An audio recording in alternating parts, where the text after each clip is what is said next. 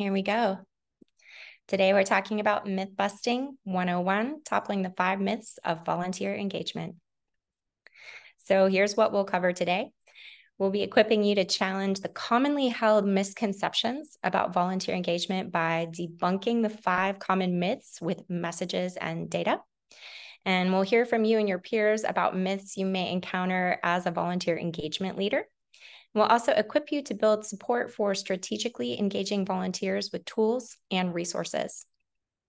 So stay to the end for practical tips on volunteer engagement, because we're going to talk about assessing the myths that affect your organization's engagement efforts, identifying the source of these myths, which is going to be kind of getting to the root of the matter, and gathering data to counteract the misconceptions. We'll also talk about developing a plan to bust volunteer engagement myths through data and demonstration. All right, let's get started. Elizabeth, we're going to do like a countdown today of 5, 4, 3, 2, 1, and we'll end with what that number 1 myth is. So I'll let you go ahead and tell us a little bit about that. Absolutely. So I think just to kind of also feed you over to the chat, if you're seeing one on here that you're like, ooh, number 5 is absolutely one I'm hitting, feel free to drop those numbers. We'll let AK kind of let us know which ones are the predominant themes that you all are up against. But many organizational leaders, staff, volunteer engagement professionals, and funders are operating under these myths, and they do this disservice, frankly, to the volunteers, the staff, and the communities. So I'm going to read them out loud. We are going to really dig into these with Beth in this hour. But success being measured in hours and years. Next one, volunteers are free. Next one, volunteers are a program, not a strategy. And then the myth of better recruitment will solve our challenges. I think if you guys want to keep putting in those numbers, I am going to kick it over to Beth just to say what of those is kind of really that hits you hardest, and take it away. Well, I don't want to give away number 1 yet, because that's my biggest one. But I'd say that of the remaining 4, it's really number 3 that it's me the most, and that I think has the greatest potential. And I'm looking at the numbers. I see a lot of 2s and 4s, and now a 3. Oh, 3 strikes you as bizarre. So I hope we'll sort of shed some light on that. But I think number 3 is really closest to my heart, because there are risks, for lack of a better word, drawbacks to viewing volunteers as a program rather than a strategy for mission fulfillment. And I think events in recent years really separated those organizations who view volunteer engagement as a strategy for mission fulfillment versus those who viewed volunteers as a program that, was a nice to have, but not a must have. So that's the one that sticks out for me, that really sort of integrates with all the other ones. All right, Beth. So tell us a little bit about your experience and the work you do with organizations, and how you started to notice these myths, experience these myths, and kind of begin sort of researching them. Thanks. So as Court kindly mentioned in my introduction, I'm a consultant. We're a Denver-based firm. We work throughout the US and Canada. It was great to see some other Coloradoans on the call. Jessica, hi from up there in Fort Collins, and any others I may have missed. But we work with organizations all across the US and Canada. And what's interesting is a lot of times people come to us, or we talk with them in workshops, and they share a challenge that they're having. Maybe it's, my leadership just won't approve a budget, or our budget was cut for recognizing volunteers, or I can't get fellow staff members to buy into engaging volunteers beyond this one role that we've always done. And it's almost a little bit like, not that I'm a doctor, but it's almost like going to a doctor. You sort of look at the presenting symptom and then really have to dig underneath for the underlying issue, in order to kind of make a prognosis and help solve the issue. It reminds me of when I was working for about a year and a half, or almost 2 years, with IRUSA, Islamic Relief USA, and they were developing their first ever organization-wide strategy for volunteer engagement, they had in their database tens of thousands of volunteers. Doesn't necessarily mean that they were really active volunteers, but they played some vital roles in fundraising and in doing some response work, meal packs and things like that, they call them. But of all the teams that were most reluctant to engage volunteers in new roles, it was surprising to everyone, including their national director for volunteer engagement, but it was the program team that was most, US programs was most reluctant to engage volunteers. And they really had to dig underneath and figure out what was that underlying issue behind that symptom. And it was really a misconception slash fear that if the program staff took any missteps, even small ones, that the volunteers would be angry and unforgiving and leave. And so they really needed to find a solution that helped educate program staff on how volunteers are open to being partners with you. And if you share that this is a pilot, they're much more tolerant of learnings along the way. Another way to put missteps, right?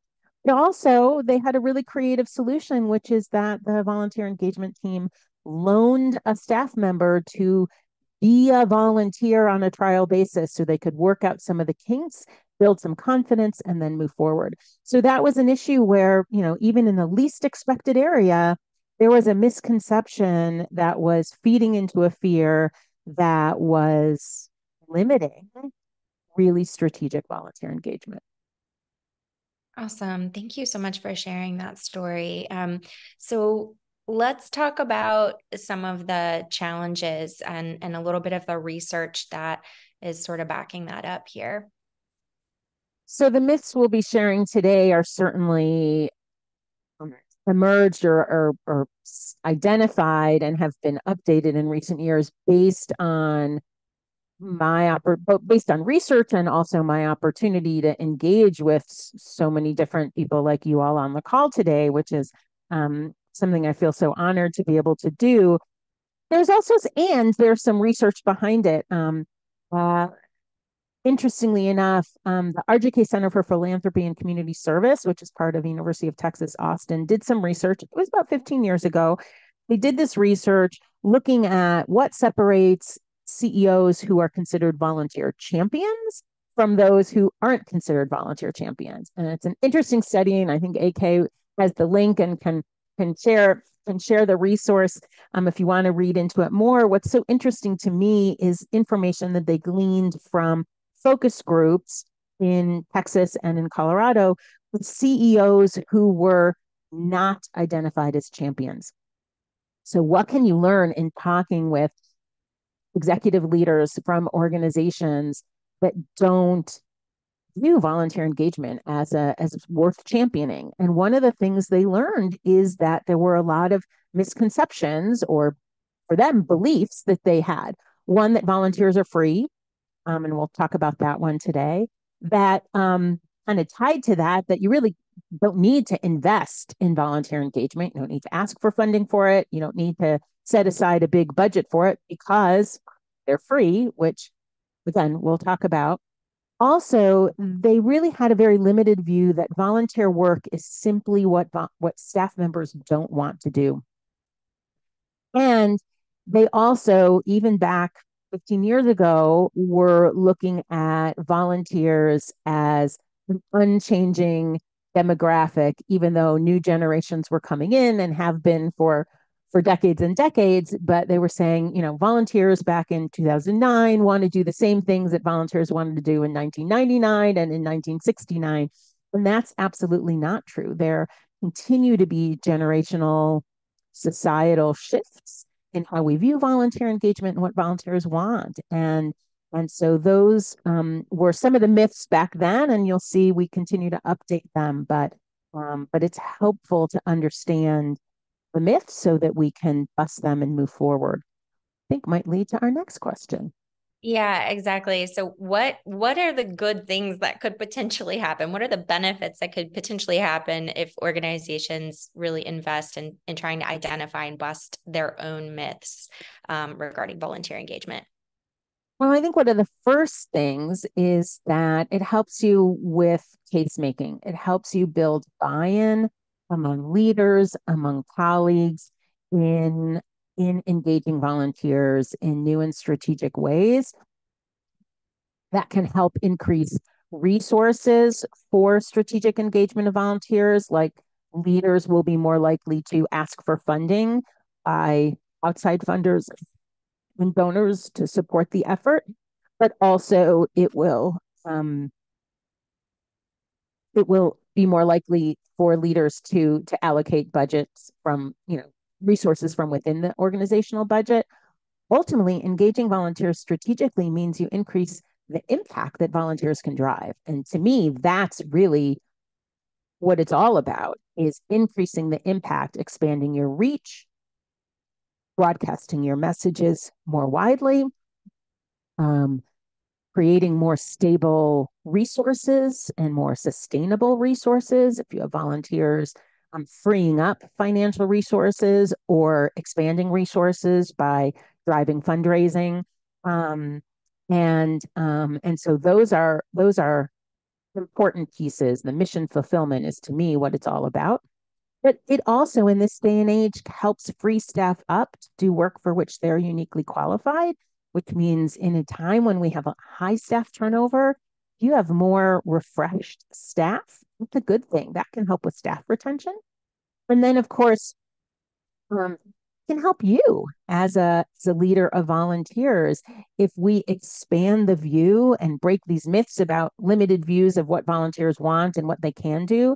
It positions you as a strategic leader, not just a program coordinator in your organization, and gives you a position of more influence and impact as well. So there's a personal gain, ultimately at the service of mission, but there's a personal gain as well. And when you do, you as a leader of volunteers, the volunteers and your organization are all working towards the same end and on the same page. And that's it's good for everybody.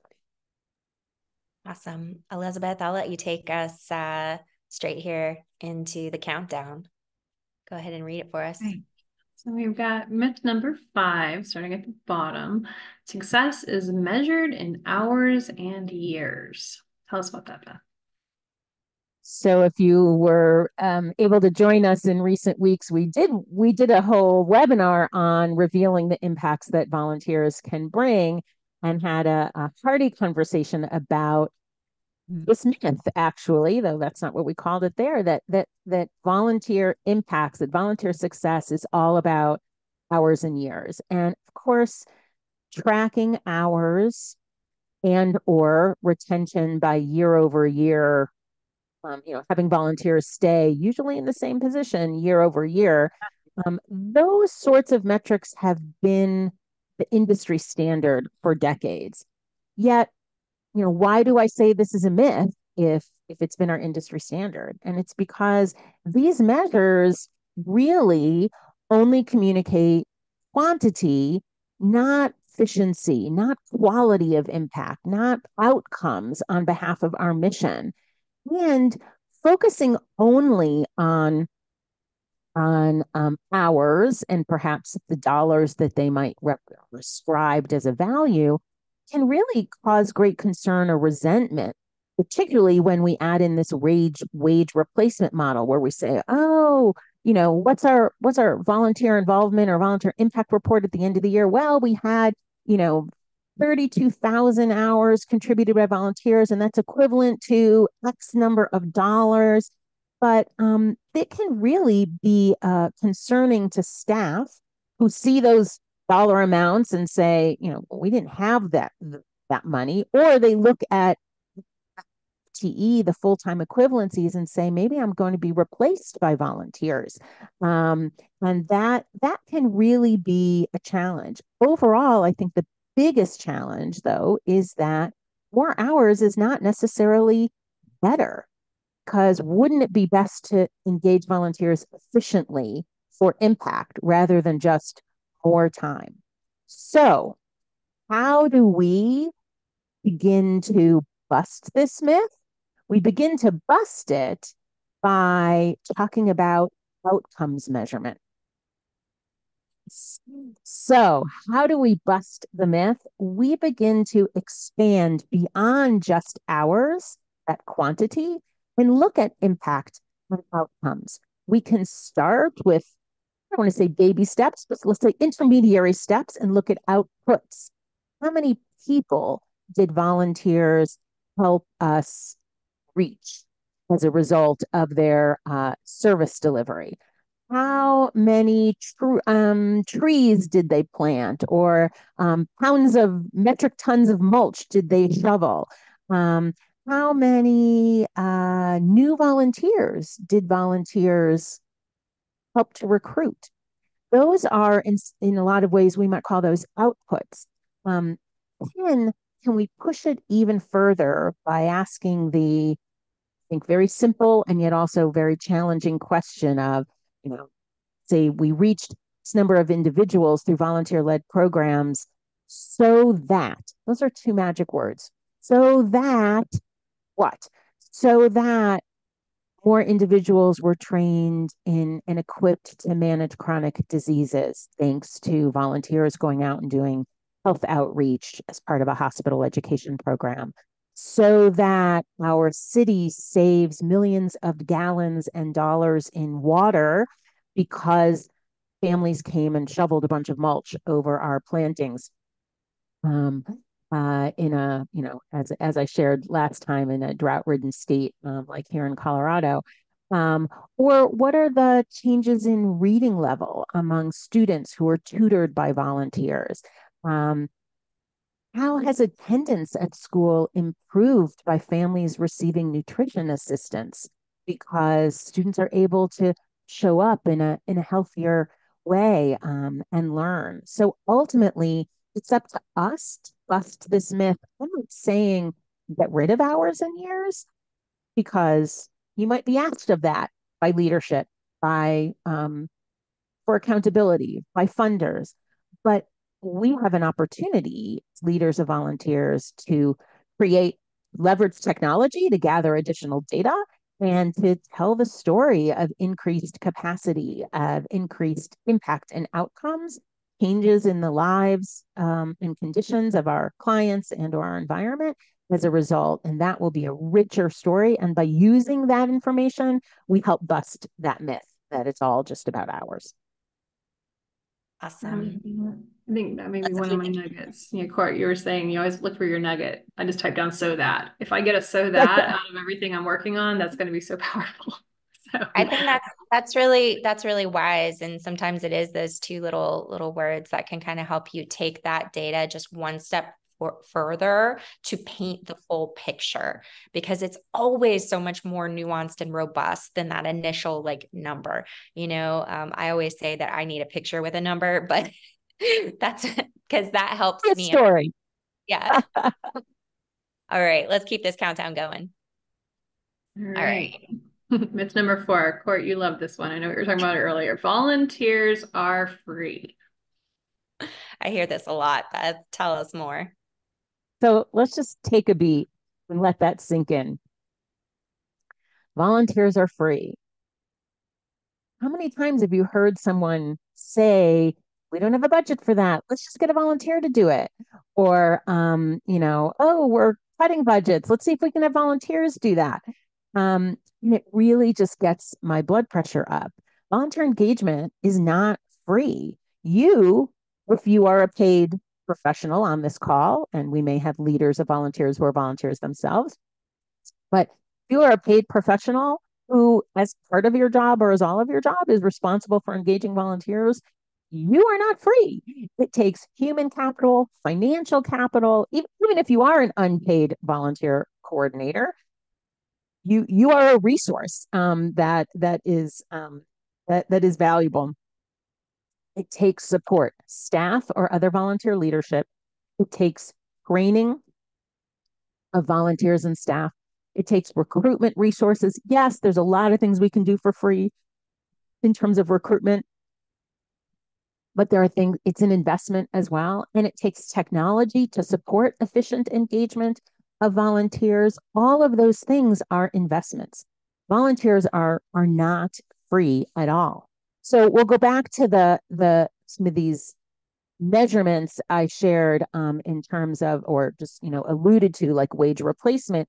There are evolving tools like return on volunteer investment, which is limited, but still a very powerful tool where we look at not just what that return is in terms of prescribed volunteer value, X number of years, X number of hours multiplied by the dollar value for each hour equals that that contribution of time by volunteers. What about the investment? There are tools like return on volunteer investment. Look at both sides of the equation. They take your salary or the portion of your salary, that of other staff members, the cost for technology, the cost for recruitment, the cost for equipment, all sorts of things, uniforms for volunteers, recognition events, or gifts, all of those things, and says, what's that relationship when you look at the net return over the investment? We're able to say for every dollar we invest, we get a return of $3 or $5 or $6.17. Or I just got a value from a client earlier this week, $17, which is very high. To be able to say we get this return on the investment. And so I think it's really important that we embrace the following message to help bust the myth, which is volunteers are not free. Engaging volunteers requires an investment of staff time, of resources, of space, technology, and more. And to help us mitigate myth-based fear that many fellow staff members may have, which is, wow, look at that hourly value. That's higher than I paid per hour. We've seen a lot of those looks. So I've talked about wage replacement. We need to make sure that we, along with leadership, are advocating to engage volunteers in ways that build capacity beyond what staff alone can achieve. How can we build capacity by freeing staff up to do the work for which they are uniquely qualified and relieve them of some of the stresses without replacing them? It's really important. I know that when we were going through these myths the other day, that I said that honestly seeing this was such a relief to me, like that we would just finally say it and put it out there, get all the cards on the table, because I think that this is a much more, realistic view and really does think about like a full holistic investment approach. And I don't know, to me, this just felt like, finally, we're talking about this. We're getting it out there and we're saying it's worth it to invest in volunteerism. And here's why. And all of these things that we need to make volunteerism function are totally worth it. And so thanks for bringing this one up. And if I can add one, go ahead, Elizabeth. No, go ahead. I was just seeing some things in the chat earlier, and I don't have an answer here, but I know that the questions coming out of, how do we get nurses to come and do even more for free? I think that's one of those equations, hospice and everything else related. Like, what is working with them? What is the investment in them that is going to have that 1 to 10 return on investment? Is there something that they need professional development around? And that's what your programs can invest in, so that when they come, they're getting something and are reaping a benefit, but your return on that investment for your nonprofit is so much higher because you're able to bring in those skilled nurses. I don't know that there's a perfect answer there, but it's an interesting one. I'm seeing free. So how do you make an investment in those free nurses, which are not free because it's such a valuable resource? So when I was looking at those questions as well and thinking about it and whether we should weave it into this particular theme. So thank you for bringing it up. A couple cautionary notes, which I don't think would be a surprise to anyone, right? That you need to be familiar with your local labor laws. And certainly if you have union policies about bringing in volunteers to do work that is otherwise paid position, or laying staff off in exchange for then engaging volunteers. Most of those things are complex and not generally not okay, though I don't provide labor law advice, but you should look into those things. That said, I have worked with hospices, for example, where they really successfully found ways to engage and leverage the skills and experience of recently retired hospice nurses who no longer wanted to be providing direct patient care, but could mentor vigil volunteers, help schedule hospice vigil volunteers or other respite volunteers, and apply their skills in different ways to build the capacity of the organization, to share their skills with other volunteers.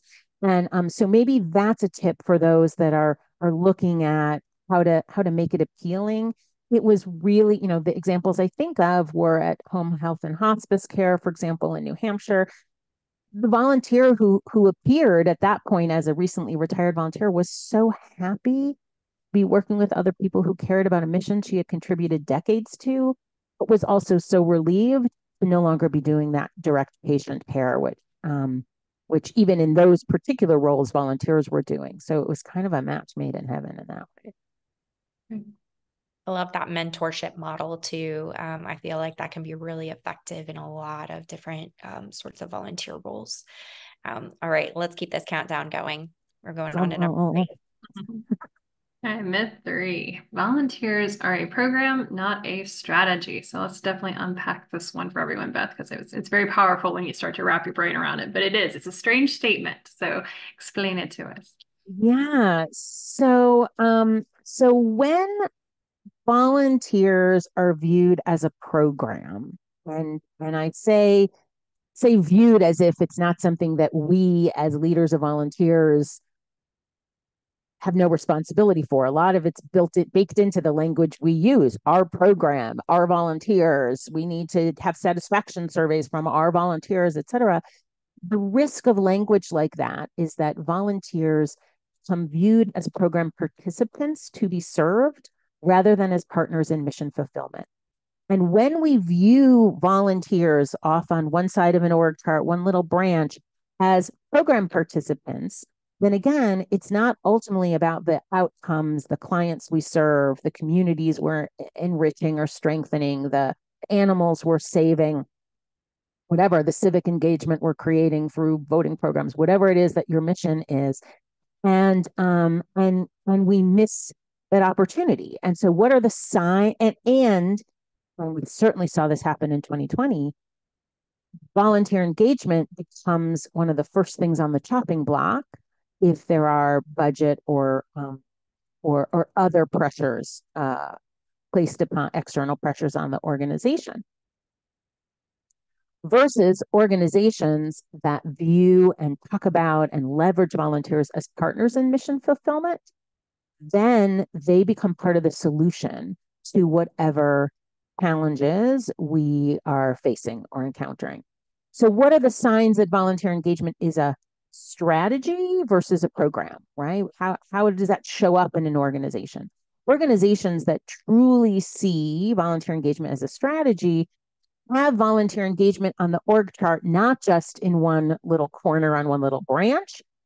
Volunteers are shown throughout the organization horizontally and vertically.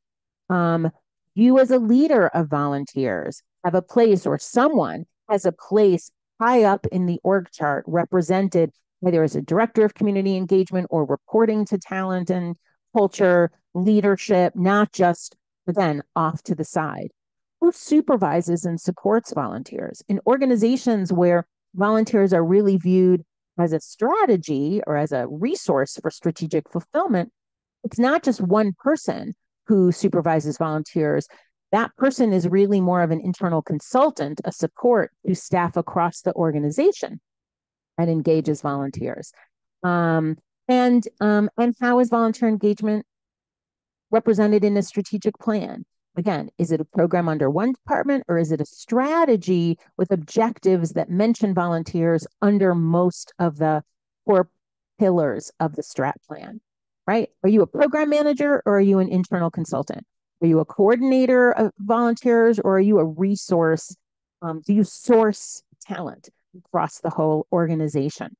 And we have research that shows that there's a real difference in terms of benefits when organizations embrace volunteers as a strategy rather than as program. According to research by TCC Group, again, about 13, 14 years ago, it's known as the positive deviant research. And I believe AK is going to share there we go, shared the link. We know that organizations that really do volunteer engagement well and view them as a core strategy, core to mission, they're significantly and markedly stronger across all capacities, leadership, financial, technological, that they are significantly better led and managed.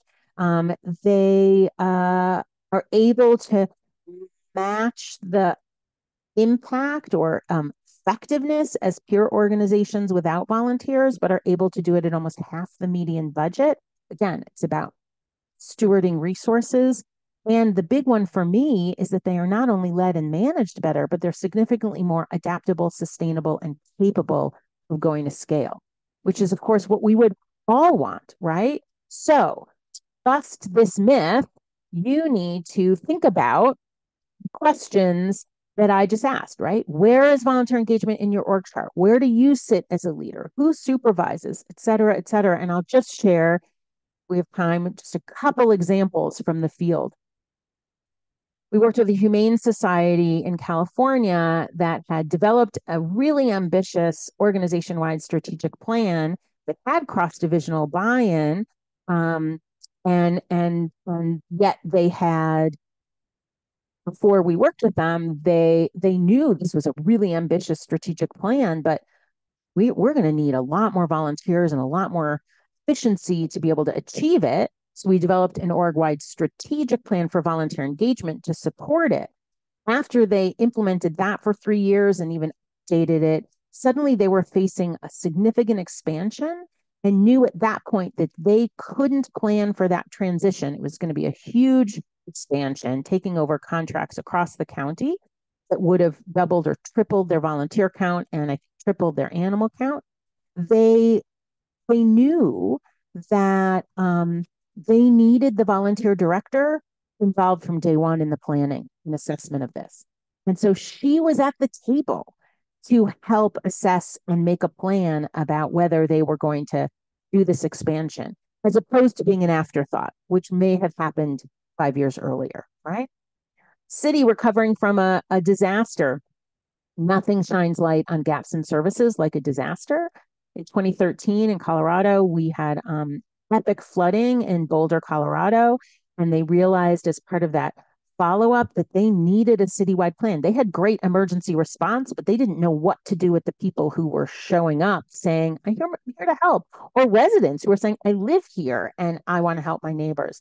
And so they developed a strategic plan, for volunteer engagement. And then we're so much better equipped when COVID broke out because, again, volunteer engagement was at the table and became core to the response. Human service agencies across the US have been responding to COVID and then the economic crises and ripple effects thereafter. And those that had some volunteer engagement strategies in place were really doing better. I think of one New York organization that had some volunteer engagement structures in place with leadership volunteers prior to the pandemic. And they were able to suddenly say, oh, how do we get some medical leadership volunteers to help figure out the safety protocols for our volunteers who drive clients? How can we launch new programs for food delivery and prescription pickup, et cetera? So again, it's that adaptability, sustainability, and scalability that I think really separates programs from strategies. Those are some really great insights, and just kind of that shift in thinking about it. All right, let's keep this countdown going. We're so close. All right, myth number 2. Better recruitment will solve our challenges. Recruitment gets a lot of attention. So yes, take us away. Yes.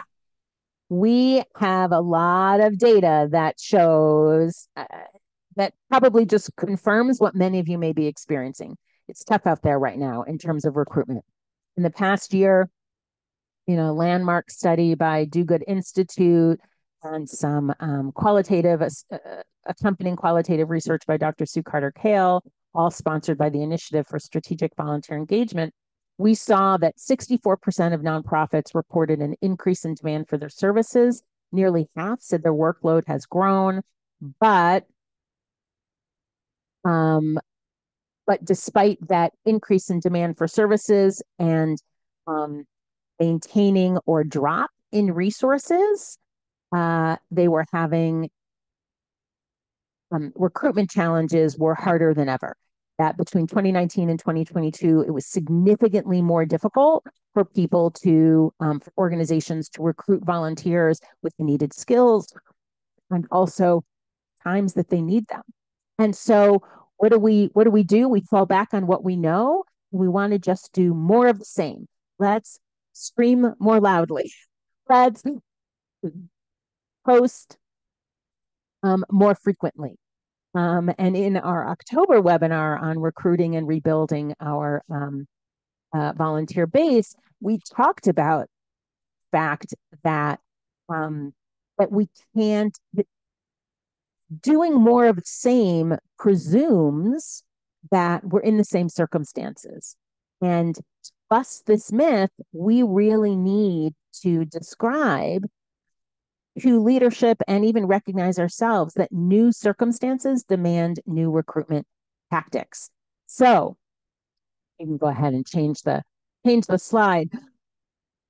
We need to look at what are some of the underlying factors, not just the recruitment tactics. What are the underlying factors that are keeping volunteers from joining our ranks and sharing their skills and resources with us? Because if the problem were just maybe they didn't hear about it, then maybe screaming more loudly, proverbial speaking, would help. But we need to think about, are the positions attractive to volunteers in this day and age?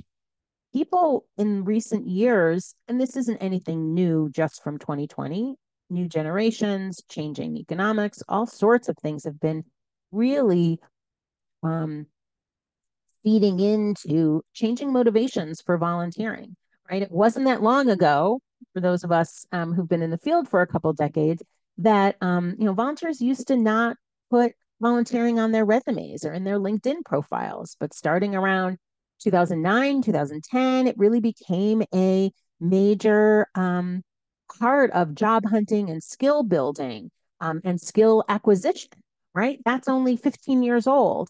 Now we're seeing that people continue to be rethinking what they want out of volunteer engagement. So we need to first step back and say, what we're asking them to do even attractive, no matter how loudly we shout those invitations?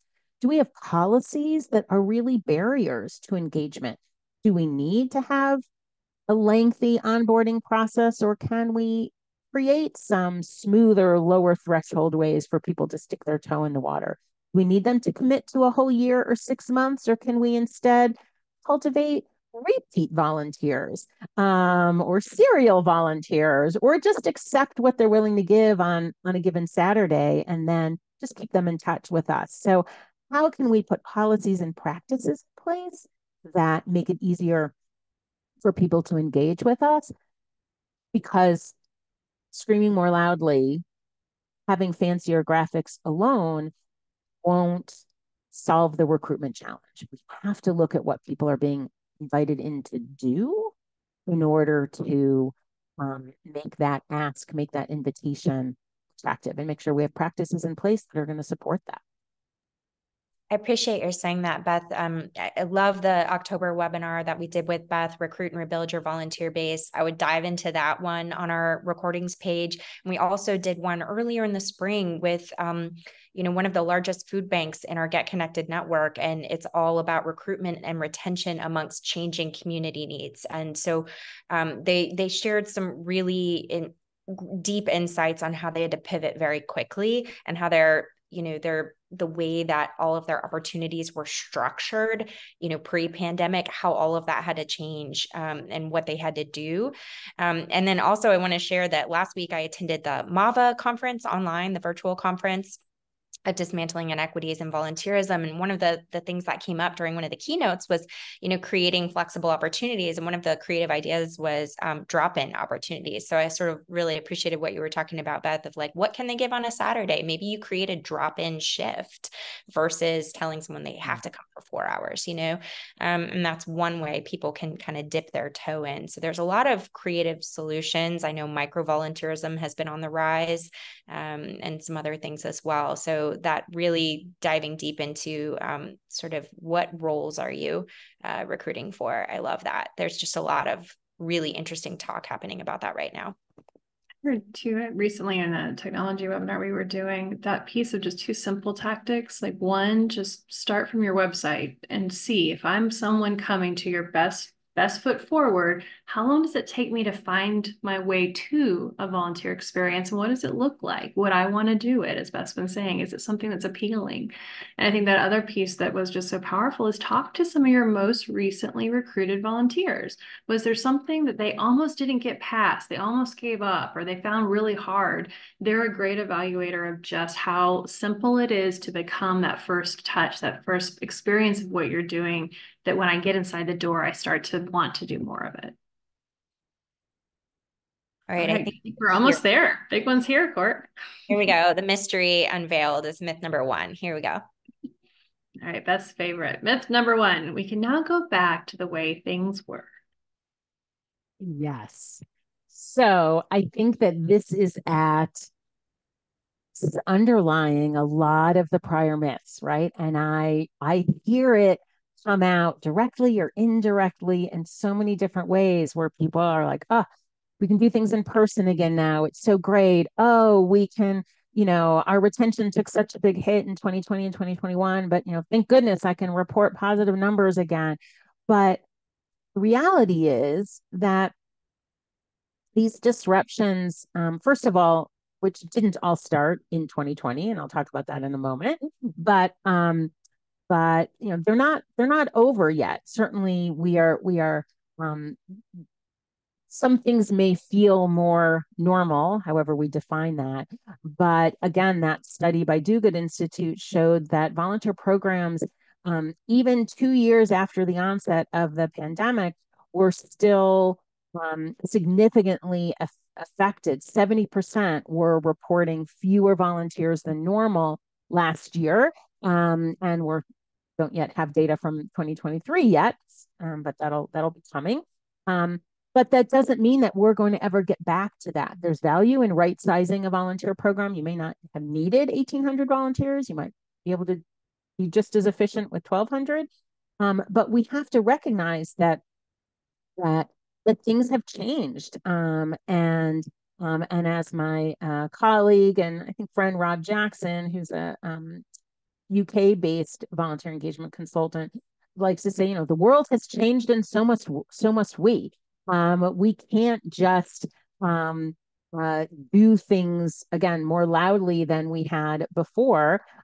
We need to recognize that we need systemic change. And for an organization, you may not be able to change the entire volunteer engagement sector, but for your organization, we need to recognize that we may continue to have staff turnover. We may continue to need to think about those barriers or streamlining processes in order to continue to leverage volunteers or attract volunteers and sustain impact.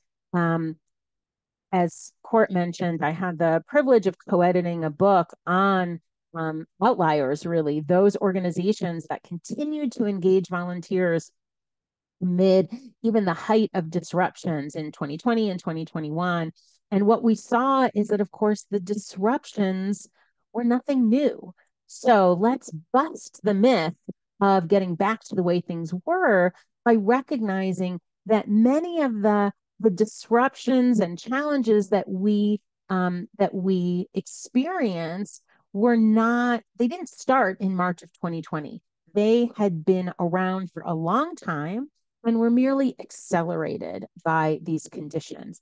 Things like virtual volunteering, which isn't necessarily a disruption for most people, but for some people, it felt like a disruption. That was nothing new. Virtual volunteering has been around for decades.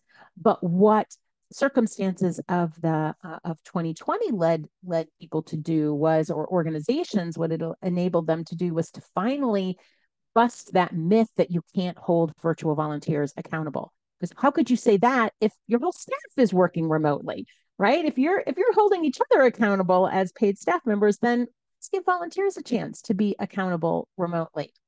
We had increased recognition of inequities in volunteerism. Court mentioned she was just part of the MAVA Dismantling Inequities conference. Again, that was nothing new, but we saw our service sector finally, but recognizing more widely what were barriers in terms of access and in terms of inclusion.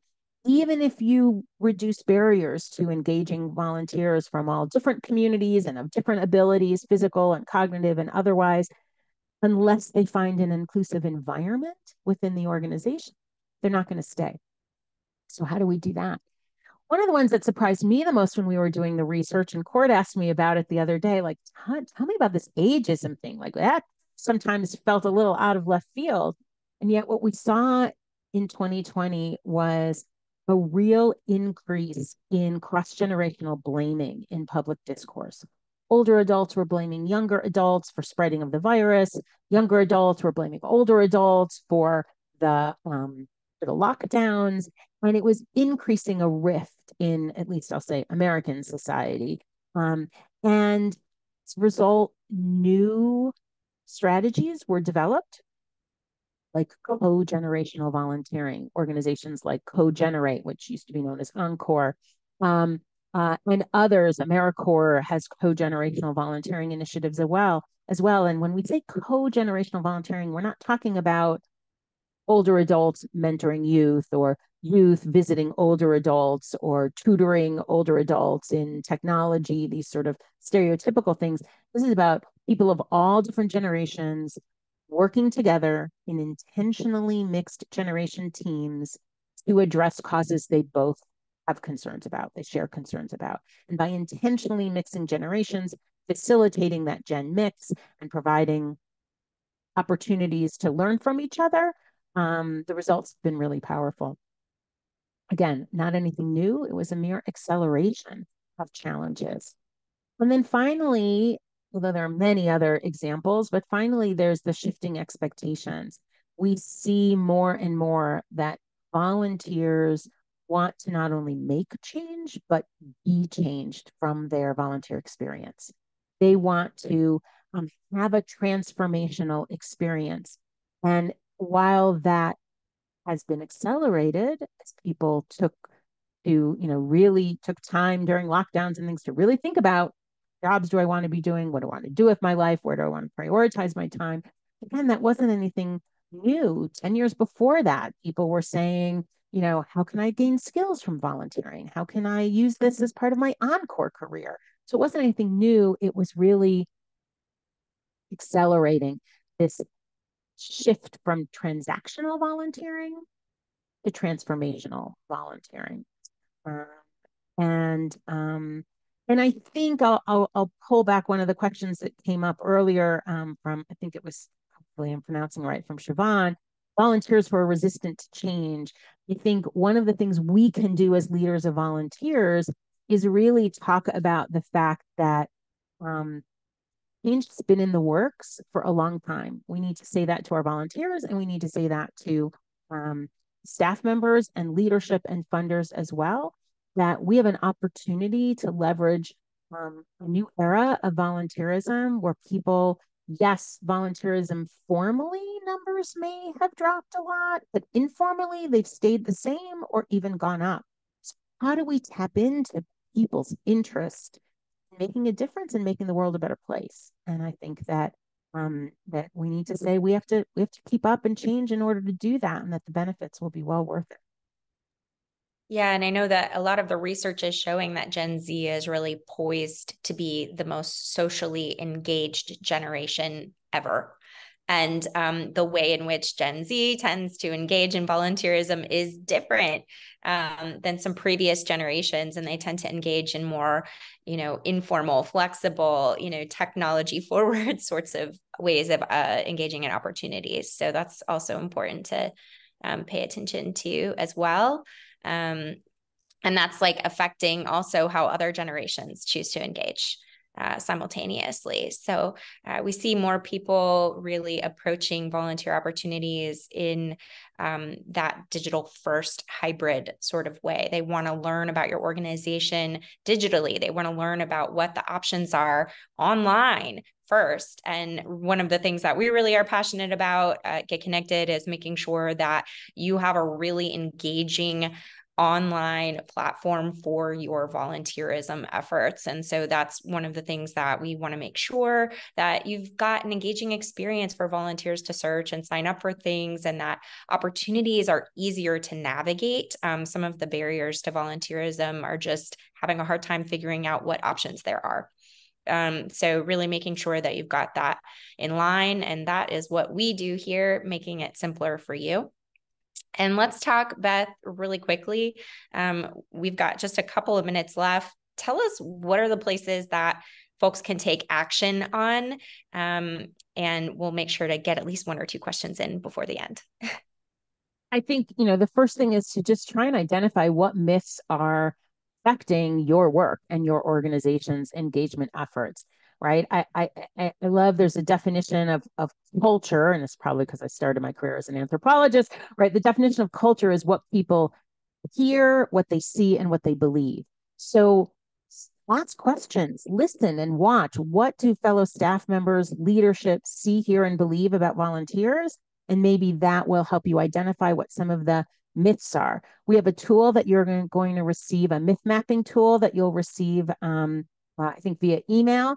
And that can help you kind of parse out, where do you think this is coming from? What data can I share from all these great links AK's posting to help counter these myths and counteract them, and then develop a plan to bust them through sharing and communicating data. And maybe it's also in what I like to think of as sort of a guerrilla effort, like just find a way by partnering with an open staff member, or even engaging volunteers in your own world in a way that really demonstrates the power and potential of strategic engagement. That hospice example with the retired nurse from New Hampshire, she did this amazing program and literally had staff members leaning over her cubby saying, how do I get one of those volunteers?